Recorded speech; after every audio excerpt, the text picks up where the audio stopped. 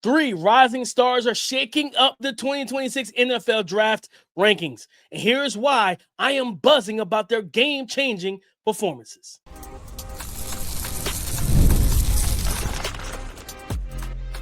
You are Locked On NFL Draft, your daily podcast covering the NFL Draft. Part of the Locked On Podcast Network, your team every day.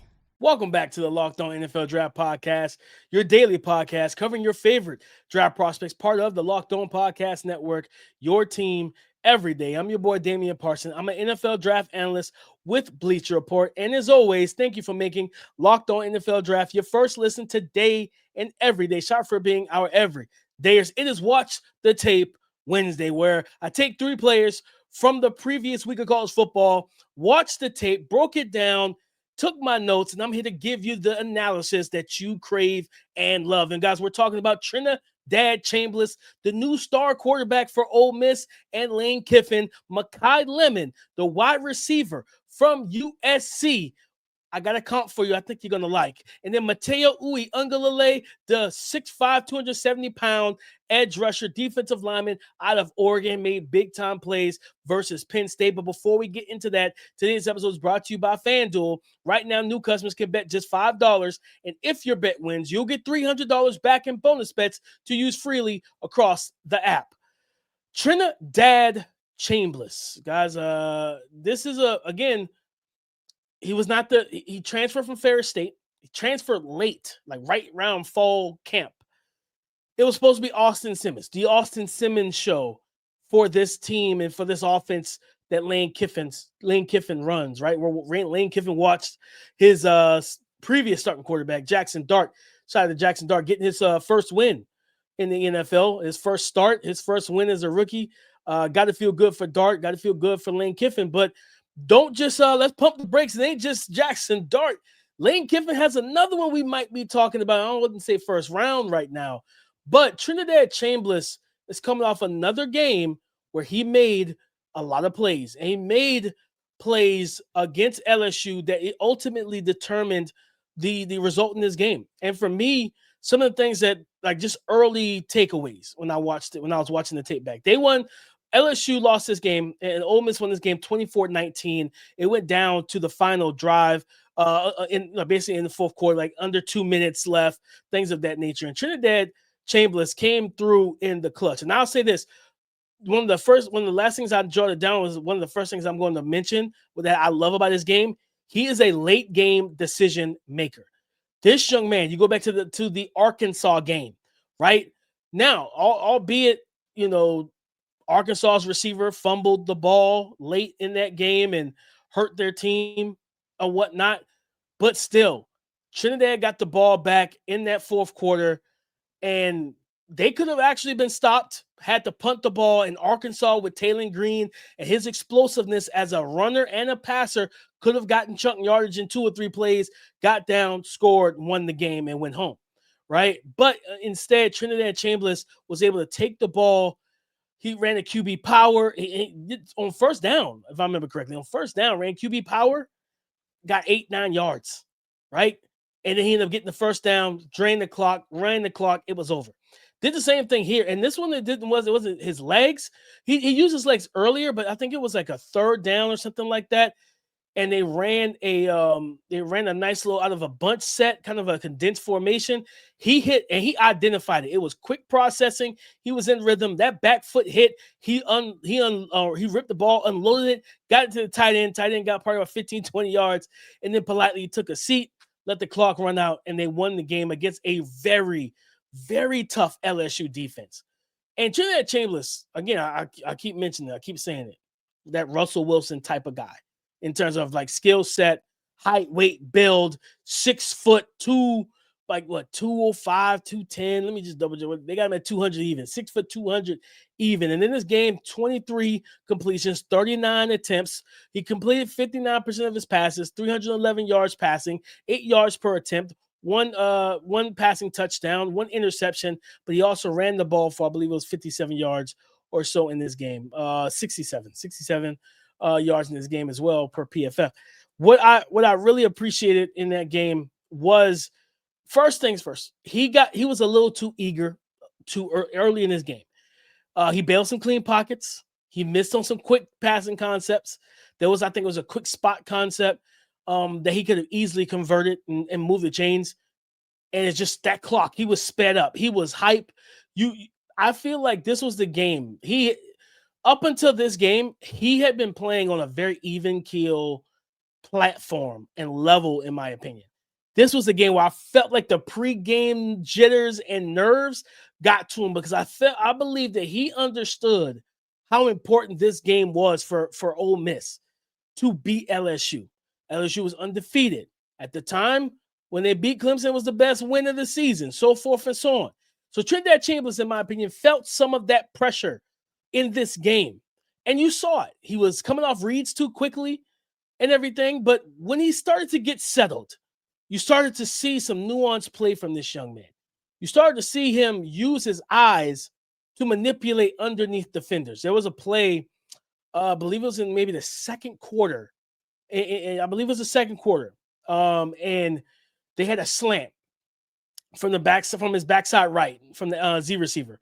And Trinidad did a great job taking the snap. His eyes immediately panned to the left, to the left hash. He moved both linebackers, moved the safety, then popped back and drilled the slant into the space, into the void, right? Displace with your eyes. Use your eyes to displace those linebackers, those second and third level defenders, and then replace them with the football and your receiver. Put it right on the money, first down. Love to see things like that from him, right? Not only that, but just being able to showcase the arm strength. He can fire the ball in the short and intermediate areas of the field with really good velocity. Like his mechanics are clean. He's not super toesy and bouncy like Drew Aller and some other quarterbacks. They're very toesy. They're always bouncing in the pocket, moving around. Their feet are never settled. What I call that? Loud feet. Trinidad Chambliss has quiet feet in the pocket. It's just swiftly cutting the grass as he scissor kicks his feet, you know what I mean, on his drop back, gets to the top of his drop, then slides, shuffle. It's not a lot of chaotic, erratic behavior with his footwork. So it's very quiet, under control, balanced, staying underneath his shoulder pads. He's a leveled thrower. He's 6 foot, 200. No, he's not 6'5" like a Fernando Mendoza, but he still finds throwing lanes. Now, does that height come into play sometime? Yeah. I believe he had about 2 or 3 passes in this game batted down at the line of scrimmage. So, like, he can sometimes telegraph that he's about to throw and everything. But at the end of the day, like, the height's going to be a thing. It's something he can't change, right? Unless he gets like that, what is it, the shin surgery or something like that, calf surgery or something. I wouldn't advise that. I don't think he can play football with that. You know what I mean? But nonetheless, hey, short kings stand out. As a short king myself, I don't think we need any surgeries, baby. We stay short. But nonetheless, Trinidad Chambliss, I saw the good things on film. Good athlete. This is a true dual threat. There, I posted the play on Twitter or on X where it's a QB zone read and a keeper, and it's almost like QB veer where he's attacking. He holds the mesh point, reads it, and then hits the interior, and he does a great job of it. But I think it was Weeks who was back there. He juked with Weeks. He put a move on the next linebacker, and then he was able to jump cut and make another guy miss and get almost a first down, if not a first down. He throws well on the move. And again, for me, it's the late game decision making. Again, once he settled down, he was very high. He was kind of uptight as a player in this game early on. But Trinidad Chambliss, guys, I'm telling you, this is a quarterback we're gonna continue to discuss. We got to keep having this discussion because that's some of the big name guys, the Cades, the Garrett Nussmeyers, the Drew Allers, those guys that we kind of penciled in, right? Penciled them in as in the QB1 conversation as Heisman candidates. This young man is one of the dudes who he's going to have the narrative, the storyline, and everything else. When he does declare, I transferred late. I wasn't supposed to be the starter. I was just getting used to my teammates. And I came in when the opportunity was there, took over this QB job and helped elevate this team. Trinidad Chambliss, a name, a rising star name that we're going to continue to discuss. But guys, coming up next, we're going to talk about Makai Lemon, the wide receiver out of USC. And why does he resemble a former Detroit Lions and Seattle Seahawks wide receiver? I'll tell you that coming up next. Mazda crafts cars for those who do more than simply just move. Mazda delivers confidence with every single ride, with more IIHS top safety pick awards than anyone else as of August 2025. From footwork to breathwork, athletes sweat all the details, and Mazda brings that same intention to how we craft every model. You can make everyday drives feel like anything. But from smooth handling to intuitive controls, with all-wheel drive standard in every single crossover SUV, you can drive with confidence through any season. So like our players, we sweat every single detail. Because when you make every move count, impossible becomes irrelevant. Because when you make every move count, impossible becomes irrelevant. Mazda, move and be moved. USC seems to be putting a lot of receivers in the NFL, right? I mean, what are we doing at this point? They've been putting guys in the league for a long time, right? The Dwayne Jarretts of the world. Of course, we have our boy Drake London. We have the Sun God, Amon-Ra St. Brown. I'm pretty sure I'm blanking on another. Like they've done it. They've been doing it, man. And I feel like the next guy, I don't even feel like it. The next guy coming up that we're going to be seeing early in the draft when he declares is Makai Lemon, 5'11", 195-pound wide receiver for those Fighting Trojans on the season. He has 35 catches to 46 targets. So only 11 passes that have been thrown his way have not been completed. So 35 of 46, 589 yards passing, 17 yards per catch, 5 receiving touchdowns. He plays mostly in the slot with 66% of his snaps, with 34 playing on the outside. This is a young man watching the tape, and what I love and what I saw is route running, tempo, patience, yak. That's it. Yakety yak. Don't call me back.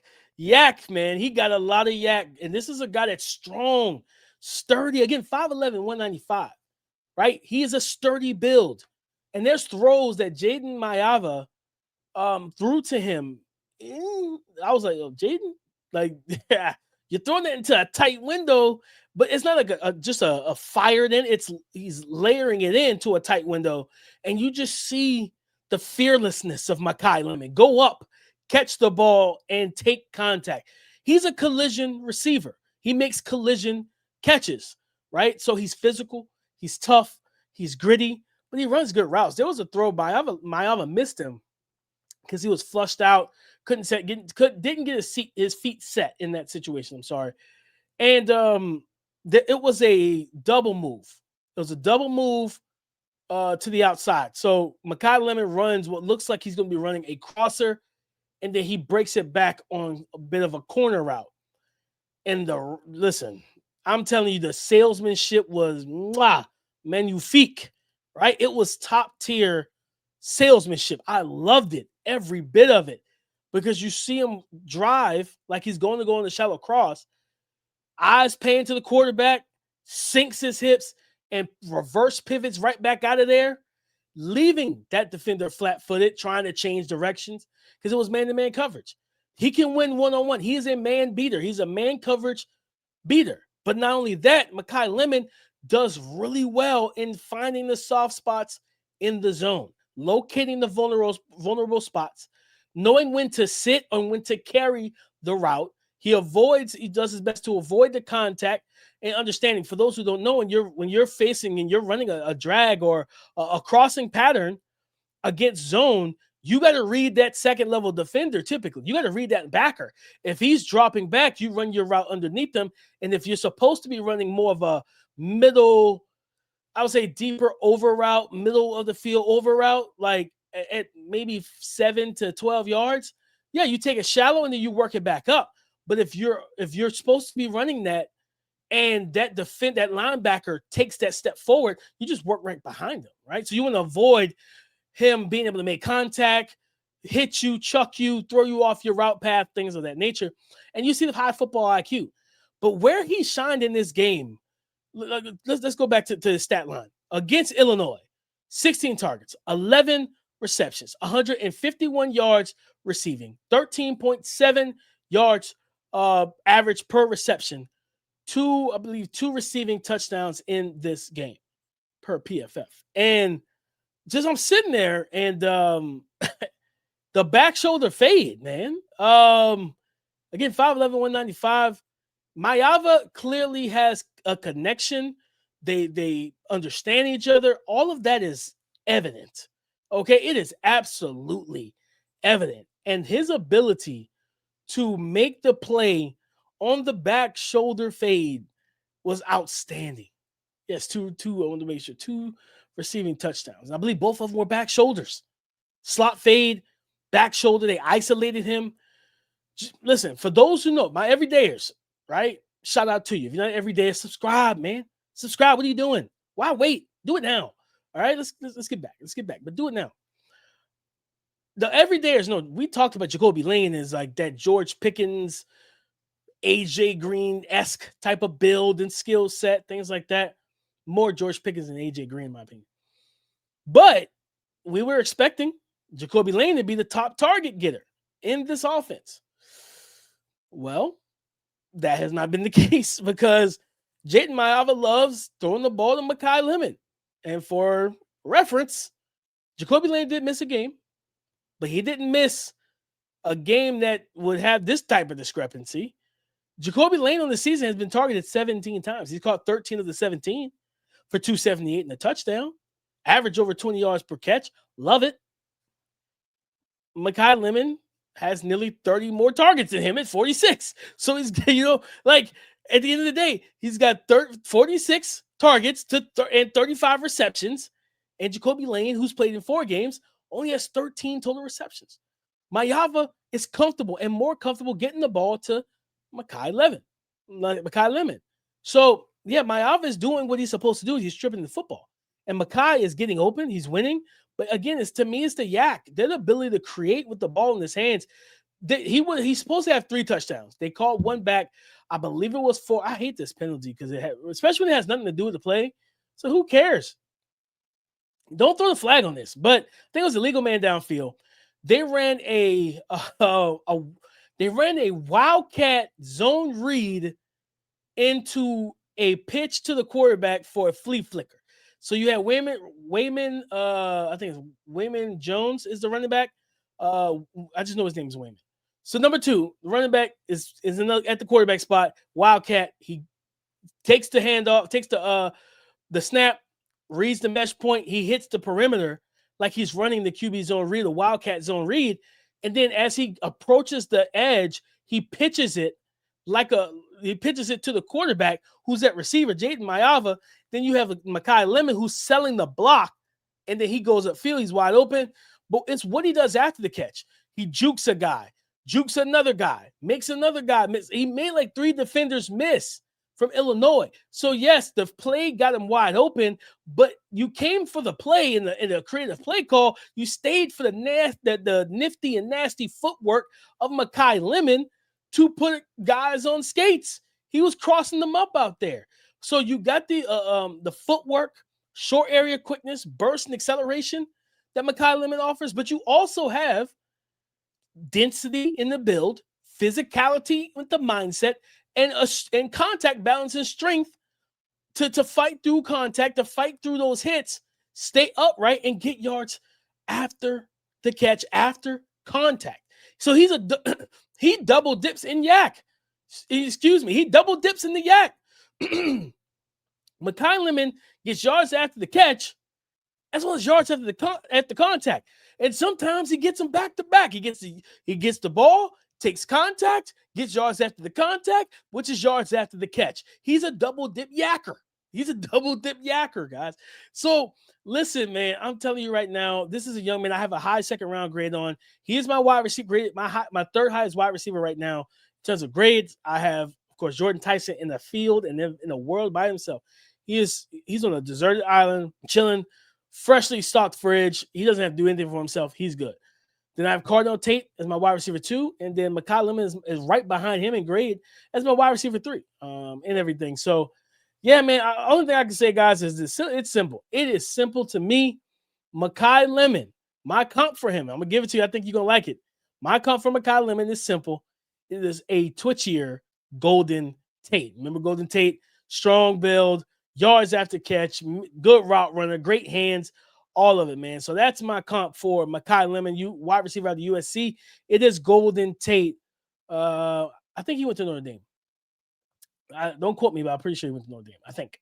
But Golden Tate was a good pro when he was in the league. So punt returns, he could do everything, man. He was a playmaker. So that's my comp for him. Makai Lemon to a twitchier version of Golden Tate. Coming up next, we're going to talk about DJ Uiagalelei's younger brother, Matayo Uiagalelei.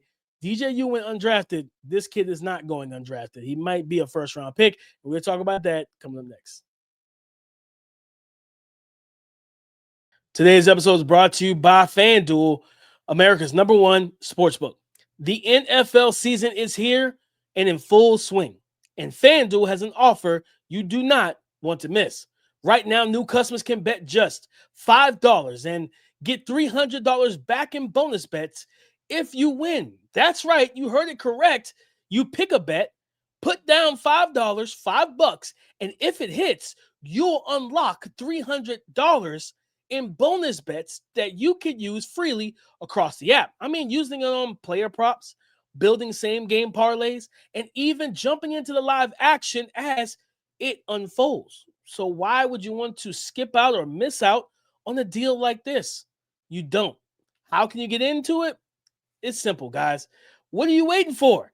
Visit FanDuel.com right now to download the FanDuel app today and get started. Again, download the FanDuel app today to get started. Most people can't name all their financial accounts or even what they're worth, whether it's 401ks, properties, or investments. And when you don't have the full picture, you can end up leaving a lot of money on the table. That's why there is Monarch Money. It's an all-in-one personal finance tool that brings your entire financial life together in one clean, easy-to-use interface on your laptop or your phone. Monarch does the heavy lifting for you. You can link all your accounts in minutes, see clear data visuals, get smart categorization of your spending, and finally feel in control of your money without ever touching one of those annoying, measly spreadsheets because everyone isn't built for that. Don't let financial opportunities slip through the cracks. Use the code LOCKEDONNFL at monarchmoney.com in your browser for half off your first year. That's right. That's 50% off your first year at monarchmoney.com with the code LOCKEDONNFL. Thank you for making Locked On NFL Draft your first listen today and everyday shot for being our everydayers. 6'5", 270-pound defensive lineman for those Oregon Ducks, Matayo Uiagalelei, has been having a good season this year, guys. 4 sacks total, 2 QB hits, 11 pressures and hurries. And they were in the biggest game on Saturday night. Whiteout, Mo Bamba playing. They're in Nappy Valley. They're at Penn State. And Matayo Uiagalelei, that defense had a job to do. That was to block out the noise and get to Drew Aller, make him uncomfortable, stop the run, do all of these things so your team could be successful and you could walk out of that stadium with the W. Well, Matayo was up for the task. This young man had a good game, guys. He had a good game. 1 sack in this game, 4 pressures, a batted pass, tackles in the backfield. He does a great job. I love how he retraces his steps in terms of working towards the quarterback. If he's too far upfield, he's not a guy that just rushes himself out of the play. How many times have we seen guys with that first step speed and explosiveness? And I think that's what, remember Keith was talking about, listening to Von Miller say, well, the moment I can't run past a guy, I think it's time for me to retire. Respectfully, Vaughn, that's a you thing because everybody can't do that. But I've seen a lot of guys have good first steps, but great mechanics and hands, a Trey Hendrickson, a TJ Watt, so forth and so on, JJ Watt, where I don't have to blow by you to be successful.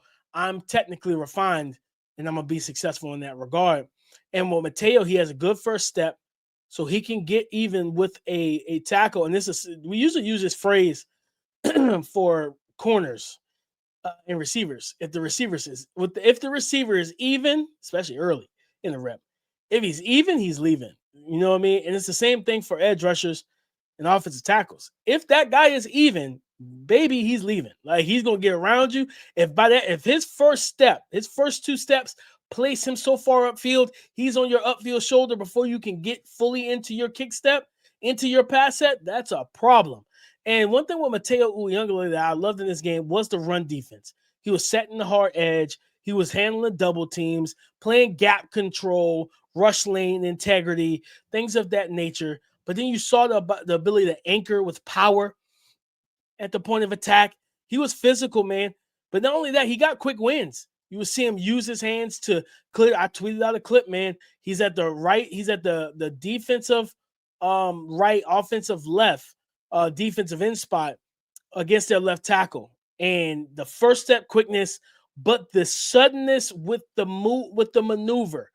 You know what I mean? He hit him with a cross chop, and it was so quick, so sudden, so effective and beneficial. He cleared. If you clear the hands of the blocker, you clear the man. So clear the hands, you clear the man. And that's what he did. And I loved every bit of that, right? They reduced him down into some 4-eye. He handled that well. Again, he plays with such a high motor too. At 6'5", 270, you're like, he's not going to run around and chase the football. Wrong. Wrong. He chases the ball. He chases the quarterbacks. He does all of that. This is a guy that's going to be a great fit in the team's locker room. He's going to be that defensive lineman that's going to inject juice and energy and just all of that joltage into a defense. Late in games, he's the guy that I definitely believe with his ability to play inside and out on the defensive line, we can create some mismatches. We can create some matchups that are absolutely 110% in our favor. So yes, Matayo Uiagalelei is a star on the rise. And as we get deeper and further along into this Big Ten conference schedule, he's going to have more Big Ten opportunities. Listen, Iowa was able to get back to Fernando Mendoza in another week. Not this weekend, but next weekend. Okay? What are we going to have? We're going to have Indiana traveling to Autzen Stadium to face off with those Oregon Ducks. That's Fernando Mendoza and Elijah Surratt. And those guys going on the road yet again. Back-to-back games. Tough opponents. Physical defenses. Physical teams. Can they get it done? Got to keep Matayo Uiagalelei out of the backfield. That's what I do know. Because not only is he able to get to the quarterback, it's his ability where if you don't run at him, he's going to make the plays backside.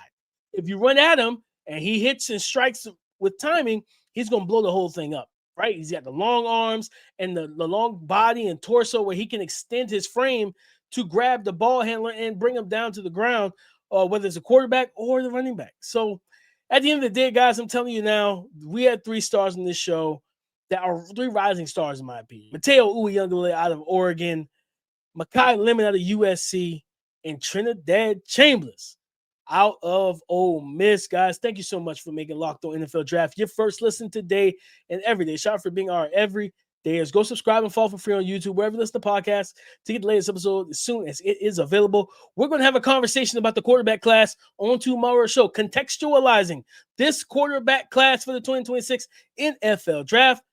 Come and join us again tomorrow on the Locked On Podcast Network, your team every day.